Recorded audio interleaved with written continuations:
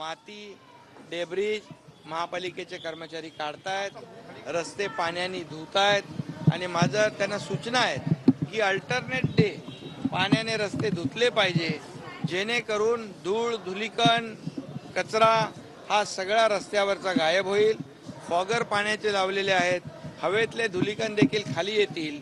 त्याचबरोबर anti smoke gun देखील या ठिकाणी वापरतायत.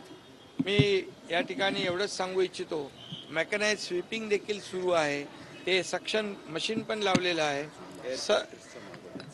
एअर जे आपले प्युरिफायर जे आहेत ते देखील आपण मागवलेत. एअर प्युरिफायर आले काय सुधाकर?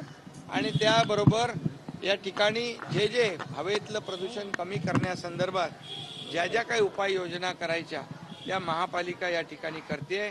त्यांना मी टप्प्याटप्प्याने 1000 टँकर पाण्याचे भाड्याने घ्यायला सांगितले, परंतु हे पिण्याचं पाणी वापरता येणार नाही, वापरत नाहीत.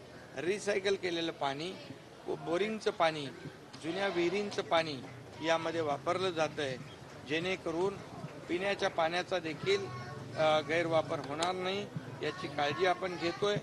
पूर्ण मुंबई या डीप क्लीन ड्राईव्हमध्ये आपल्याला दृश्य स्वरूपामध्ये येणाऱ्या काळामध्ये आपल्याला पाहायला मिळेल. मुंबई इंटरनॅशनल सिटी आहे, जगभरातले टुरिस्ट इथे येतात आणि म्हणून मुंबईमधले रोड, फुटपाथ, गटर्स, नाले, पब्लिक टॉयलेट, मेन रोड, अंतर्गत रस्ते, गल्लीबोळातले रस्ते हे सगळं स्वच्छ करण्याच्या सूचना मी दिलेल्या आहेत. सर, वरळीत आज आपण डीप क्लीन ड्राईव्ह केला, वरळीत खरंच इतकी अस्वच्छता आहे?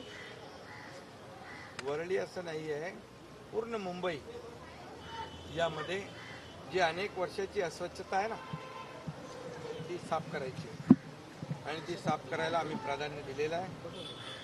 मी एवढंच सांगतो, यामध्ये मुंबईकरांचं आरोग्य जे आहे हे सुदृढ राहावं, प्रदूषणमुक्त मुंबई व्हावी, स्वच्छ व्हावी, सुंदर व्हावी, निरोगी व्हावी, हे आमचं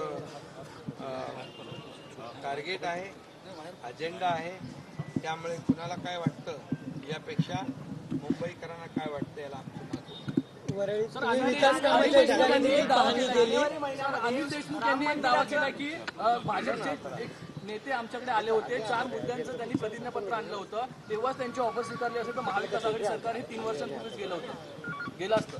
ते गेलं सरकार, ते आता सरकार बरोबर सगळं गेलं, म्हणून तर आम्ही स्वच्छता करतोय.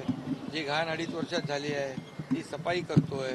काही लोक म्हणतात मुंबईची लूट होती आहे, परंतु मुंबई महापालिकेच्या तिजोरीवर ज्यांनी दरोडा टाकला ते दरोडेखोर जर आम्हाला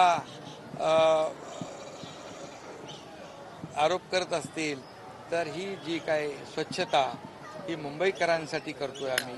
आणि त्यामुळे खरं म्हणजे हे डीप क्लीन जे आहे त्या विरोधकांना वाटतंय आपलं येणाऱ्या निवडणुकीमध्ये क्लीन स्वीप होऊ या भीतीने त्यांची भंभेरी उडालेली आहे. पण त्यांच्या आरोपांना आम्हाला उत्तर देण्याची आवश्यकता नाही, हे कामाने आम्ही उत्तर त्यांना देतो. आदित्य ठाकरे यांनी आपल्याला आव्हान दिलं होतं, आदित्य ठाकरेंनी आव्हान दिलं होतं, ते आव्हान स्वीकारलं जानेवारी महिन्यामध्ये राम मंदिराचा उत्सव, मात्र जरांगे पाटील आंदोलन 20 तारखेला करणार आहेत, कसं पाहता यामध्ये मी एकच सांगतो की कालच सुप्रीम कोर्टाने एक मराठा समाजाला दिलासादायक निर्णय घेतलाय. मी कालच सुप्रीम कोर्टाला धन्यवाद दिलेले आहेत, कारण या ठिकाणी क्युरेटिव्ह पिटिशन जी आमच्या सरकारने फाईल केली होती ती ऐकण्यासाठी सुप्रीम कोर्टाने मान्यता दिलेली आहे. क्युरेटिव्ह पिटिशनमधले मुद्दे जे आहेत त्या मुद्द्यांना महत्त्व दिलेलं आहे आणि महाराष्ट्रातल्या जनतेच्या भावना ज्या आहेत त्या सर्वोच्च न्यायालयाने लक्षात घेतलेल्या आहेत आणि त्यामुळे क्युरेटिव्ह पिटिशनचे 24 जानेवारीला तारीख आहे. त्यामध्ये जो मागासवर्ग आयोग गठीत केला आहे सरकारने, त्याच्या माध्यमातून एम्पिरिकल डेटा गोळा करण्याचं काम युद्धपातळीवर सुरू आहे आणि मराठा समाज मागास कसा आहे हे सिद्ध करण्याचं काम मागासवर्ग आयोग करतोय. या एम्पिरिकल डेटाचा फायदा सुप्रीम कोर्टामध्ये नक्की होईल.